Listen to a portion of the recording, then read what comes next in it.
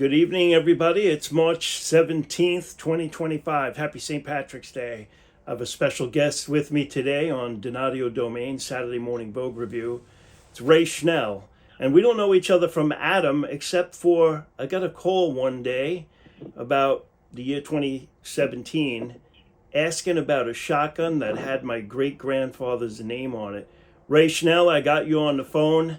Welcome to the show from California, I believe Upland. Is that right, Ray? That is correct. All the way from California. All the way from California. So there's over 1,000 miles separating us. And, we have become really good friends over the phone. We've never met each other in person. But this one item that you bought from a friend that happens to be our connection, and maybe we can talk about that, because this story is really, really interesting, and this has everything to do with Donadio Shotguns, which is really originating from my great-grandfather that had a gun shop in about 1916 all the way to 1945 in Greenpoint, Brooklyn. I bet you there are no gun shops there anymore. But how about you run us through this story, which is just amazing, about this shotgun, like when you bought it and who you bought it from and how you met me. Okay. Anyway, I have a friend of mine that I met back in probably 1993, Bill Bornham, it was his name. And Bill and I became friends. He was a World War II Navy veteran. Wow. And we were talking about things we had done, and as time went by, Bill got a little bit aged and he couldn't remember a lot. He said, "Hey, Ray, I'm going to have a yard sale. Why don't you come up to the house and take a look?" So I was up there, and he said, "Come in the house, I'm going to show you something."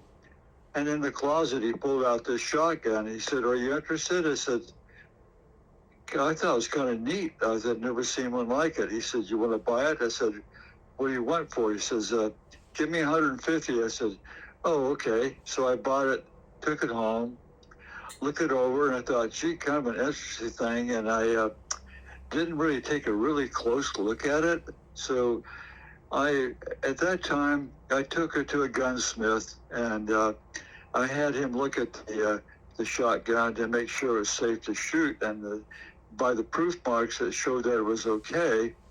And we're trying to determine what type it was. And on the receiver, it had 10.5 on it, and we determined that was 10.5 millimeters, which equals about the caliber of a .410 shotgun. That's right. And so I brought the shotgun home, put it in the closet, got busy with work, and as time went by, I was really curious about this shotgun. Was about, I couldn't see anything else on it to determine who it was made by. And so I pulled the front forearm off, and lo and behold, there was a name on there, Prospero Donadio, on one side of the receiver. The other side says New York, New York on it. That really piqued my interest, and I started looking around on the internet who this person was, and lo and behold, I found a Prospero Donadio, and then there was an article by his great-grandson about his grandfather's having a business in New York. And that great-grandson was me. Yeah, that had to be Barry. Yeah. And so on that article was Barry's phone number, and I proceeded to give him a call and tell him about this shotgun. And as time went by, we decided I'd like to have that Barry get that shotgun back. It's kind of a long story, but not really. It's just kind of, how can this be? And there's not a lot of these things around. And I don't think there's too many shotguns out there made by this person or with his name on it. No, quite an interesting history. The first name that it is written, and his name is spelled incorrectly in many documents, it is actually Prospero Donadio is his true name. And it's written many different ways, so it's hard to look up his information, and maybe the patent office, they always spell it wrong. I think mostly some of the Italian mixed in with the English made some spelling issues. for him throughout his whole life. But so from what I understand, and I did not grow up on the Donadio side of my family, I grew up with my mother's side. So most of what I know about the Donadio shotguns and my great-grandfather is only what I've been able to research and get, even through DNA testing as well. But Prospero Donadio, from what we gather, had first lived in Manhattan on Mott Street, and then later moved to Skillman Avenue, 11 Skillman Avenue, Greenpoint section of Brooklyn, right there off the BQE. Now, this is before the BQE was built. And he had this gun shop. And from what we understand, your shotgun that you ended up getting, and many others that are out there, and we estimate about 200 total, and that would be a high number. It's probably even lower. But what Prospero Donadio was doing was he made a deal with Belgian shotgun makers to import them, bring them to Brooklyn, and sell them out of his gun shop. That is our understanding. And what he would do, he would put his trademark on the shotguns. We believe that he engraved them. I don't think they were engraved in Belgium, but my best guess is, because he was very good craftsman, and and a gunsmith, of course. So I believe he was engraving each shotgun with his name, and he put it in a place where it wouldn't ruin the beauty of the shotgun. Usually under a forearm, you would have to take the gun apart for somebody to notice they have a Donadio shotgun. So I would say anybody watching this, if you have an old shotgun that somehow is traced to Brooklyn, New York, through a friend or something, or you got it from a family member, take it apart, look for the name P. Donadio or Prospero Donadio. Some of them say Brooklyn, New York. Some of them say New York, New York. But there's probably, we're estimating, maybe up to 200 out there. And some of the owners may not even know they have one, which is like yourself. You didn't know you had one until you took it apart, which is pretty neat. And you had it for a couple of years. Is that right? Yes. What's really interesting, Barry, about this shotgun, it had a very long barrel on it, and it broke down with a lever on it, but the stock would fold in half, and I'd never seen one like that. And when I took it to another gun shop to have it looked at, and before I sent it to you, they thought, gee, it's really unusual. They'd never seen one with a lever on it. On the right-hand side, you push it and it folds back. Right, and this shotgun, so what I've gotten from this shotgun is, number one, it's extremely light for a 410 shotgun. It's quite a work of art. If you get a 410 shotgun today, they seem to be heavier. The wood's very heavy.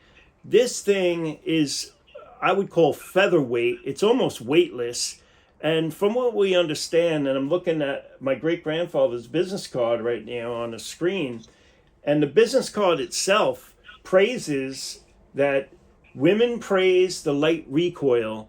So this gun, I believe, was a lady's weapon or a lady's gun to go skeet shooting with or trap shooting with, because we have to remember the times, like 1916, Brooklyn, there was farmland in Brooklyn. Make no mistake about it. On my mother's side of the family, my grandfather told me up in Corona, Queens, that when he was a boy in the 20s, that was all farmland.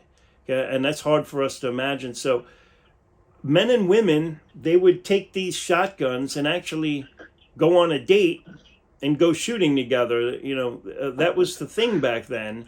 And you wanted to have the lady have a nice, comfortable shotgun that was low recoil and probably very light to hold, and it's almost a pleasure to hold it.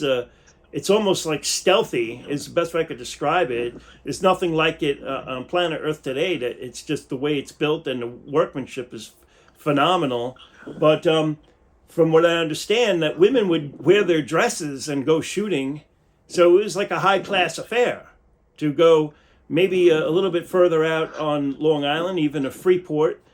Which is almost like a city environment now, but back in these days, 1916, tremendous amount of farmland, and this is what people did instead of maybe going to the movies or something. You could meet a girl and, hey, you want to go shooting? And, you offer her this shotgun. So That's what I understand. And I will place the business card, for the viewers to see, and a few pictures of Prospero Donadio as well, and even your picture, Ray. You're a great looking guy, and right. So right. What's really interesting, Barry, that definitely is made for a lady because the stock is cast off to one side and it's a short stock.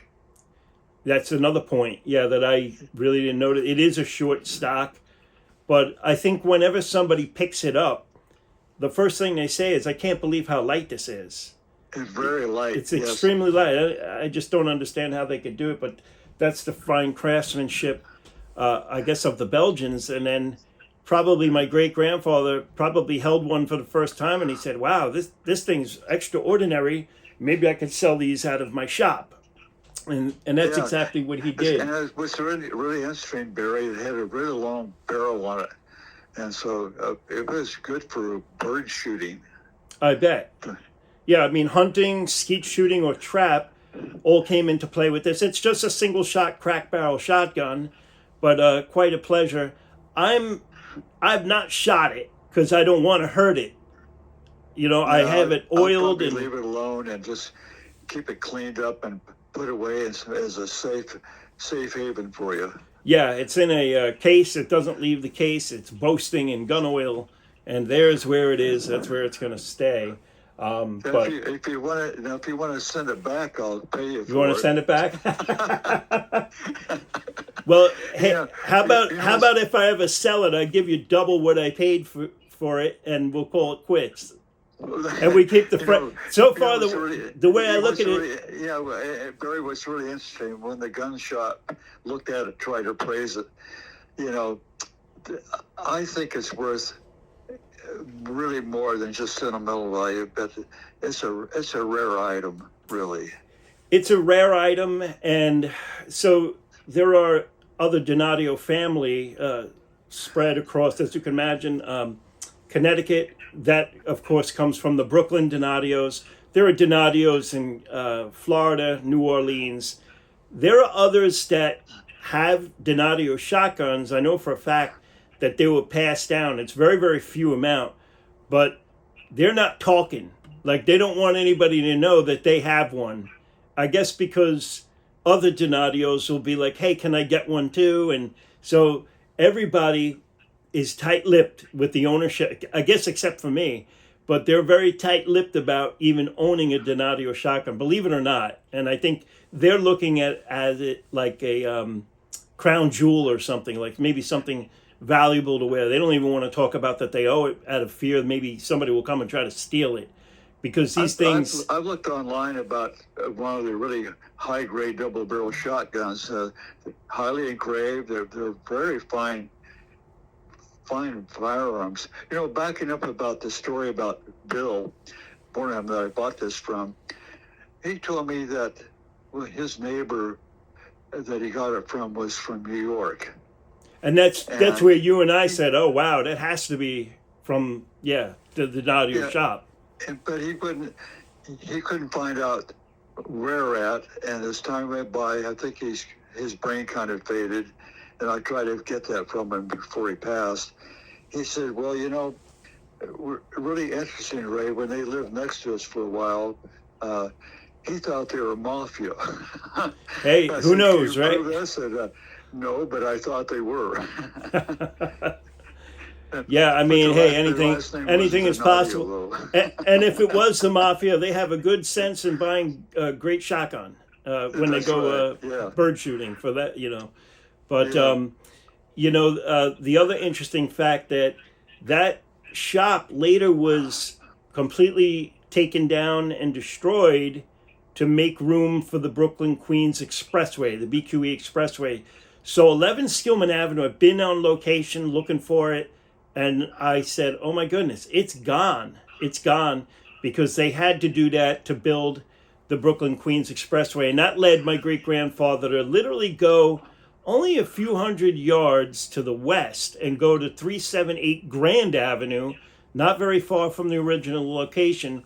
And so although they were building the Brooklyn-Queens Expressway, he did go there. And rumor has it that is where he ended up there until his death. He had died on December 7th, 1941, the day that the Japanese attacked Pearl Harbor. There's another extremely interesting connection to December 7th with this whole story. And what is it, Ray? Well, I was born 1939, December 7th. So that was my second birthday. So you were 2 years old. That's unbelievable. So listen up, listeners, viewers. Ray turned 2 on the same exact day that my great-grandfather died. This man ends up almost accidentally owning a gun from his gun shop. That's fascinating. There's so many wild coincidences like that throughout life. But, moving on to, the shotgun and talking about that, moving on, let's talk beyond that. We've become great friends.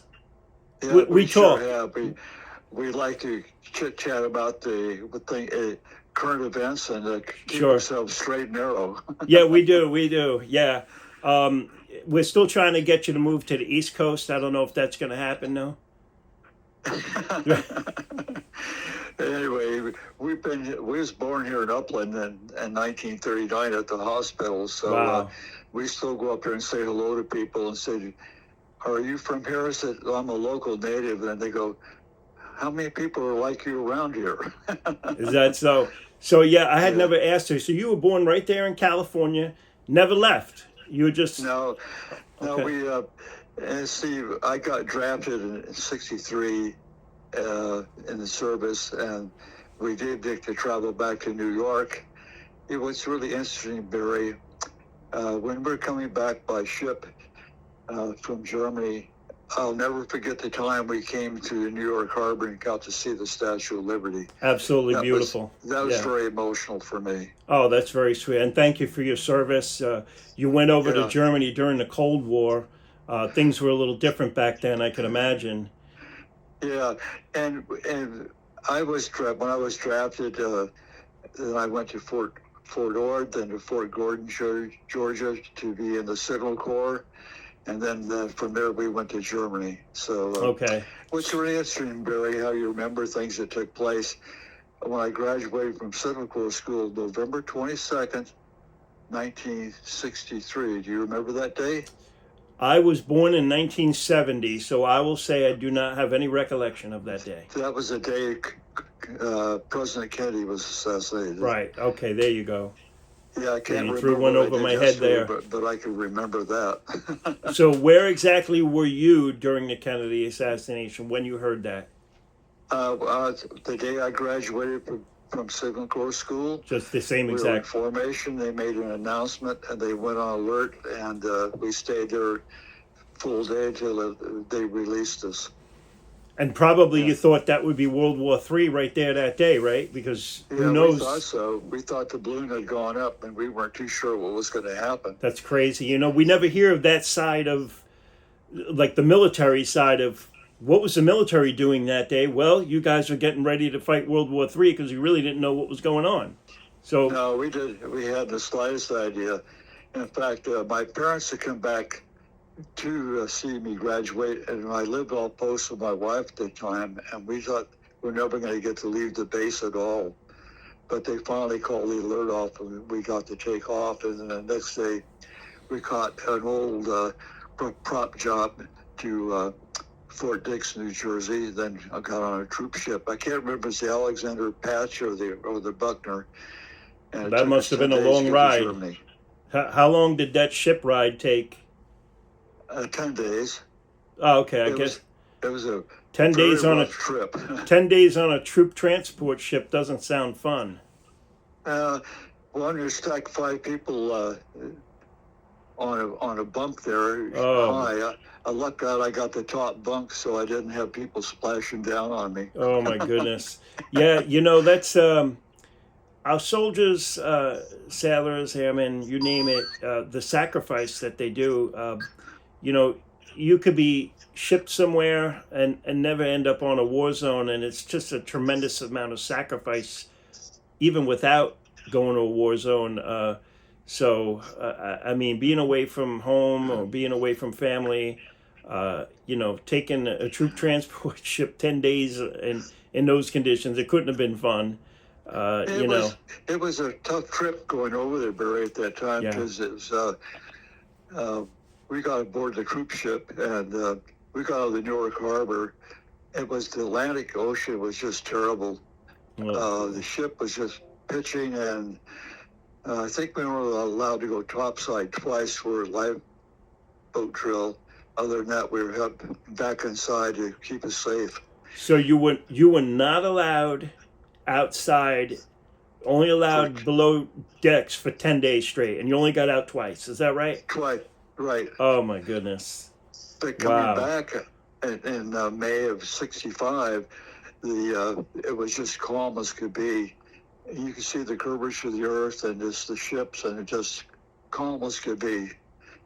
A big difference. Oh, I could imagine. Yeah. Wow. Yeah. Wow. Yeah. But, back to seeing the Statue of Liberty, that must have been beautiful. My, probably Prospero Donadio saw that as well. And family members that we have from Sicily on my mother's side of the family certainly saw, Statue of Liberty and Ellis Island. They had come through there. So that is a beautiful sight. We do have a relative that was actually born in New York Harbor when they were coming over from Sicily, thus making her a U.S. citizen right then and there. That story was always told in our family as well, which was interesting, probably in view of the Statue of Liberty. I don't think people really appreciate service people, except nowadays you're not drafted, but coming back at that time was during the Vietnam War. Right. And it was a different atmosphere at the time. Seeing the Statue of Liberty said, gee, I'm home. Oh, it just must have been so good to, you must have kissed the ground, because I just about kiss the ground every time I go to New York, and I'm only in Maryland right now, so I miss home. That's home for me more than anything, and it really is a beautiful place, and a place full of dreams and hope, really. So many dreams were made there, and so much hope was, and even Prospero Donadio, they had no money. Not a dime, from what I understand. How he was able to do everything he's done. Now, you and I both have researched. He has held some patents, and one patent is the May 17th, 1916 patent, which we believe made him money to be able to be more successful at his gun shop. He had a bunch of patents, but this one was actually putting a safety on revolvers back in 1916. And it was successfully implemented in some firearms from Iver Johnson and Meridian, perhaps one other pistol maker. But I imagine he made some money there. He may have saved some lives. Some people are clumsy with their guns. And, if their safety was on, maybe he saved lives that he's not even getting credit for. But he had done a whole bunch of these. And he did this all from nothing, so... I think a good mechanical background, how a firearm works to do that. Yes, he's pretty clever and a genius at that, Barry. Yes, his other patent that he made was actually, which I never knew, contained inside the handle of a revolver. He made a weight that made the revolver actually stabilize better and function better, and maybe some of those weights are used today. But he actually, I mean, who would have ever thought that inside the handle of a revolver is actually a stabilizer, and he created something like that. I'm not certain if he made money there. Eventually, the ownership of these, they expire, and then anybody could use them when you make a patent. That's what I understand, but. Certainly that one where he did the safety on the revolvers made him some money, but it certainly is a story that all of us Americans can share, coming from simple backgrounds with very little money, maybe from another country. At some time or another, we all came here and we made something of ourselves. And I can't imagine even my great-grandparents saying to themselves, well, they would, I ultimately ended up working at the White House in the Secret Service, and I can't imagine them even thinking that somebody would do that, because we have the ship rolls and from when they came, and they're listed as peasants, and we're very proud Sicilian peasants. Now, how about your background? Where's your family stem from, Ray? Well, my background being the last name is Schnell means I'm German. Yeah, and, German. My mother's maiden name was German, and so was my father's name was German. And so check on the backgrounds of it. See, my great-grandfather was in Prussia at the time before it was called, after Germany. That's right. And we saw that through the paperwork, an actual genealogy, not one of these things you pay for, you know. And he migrated to the Volga River in Russia at that time, Prussia. Okay. They're there. And then because Catherine the Great needed farmers, and he was a farmer, and later on, he came back to Germany and to the United States. I think it was the early 1800s or late 1800s or early 1900s. He came to the United States. Uh-oh. No, that's okay. You can continue, Ray. So anyway, that's how, and my family, all my relatives were in a town in Oklahoma, was a German settlement. And but I was born here in California, and my brother was born in Oklahoma. So we were the Doomcalls. We didn't speak any German, but my cousins could. Oh wow, how interesting!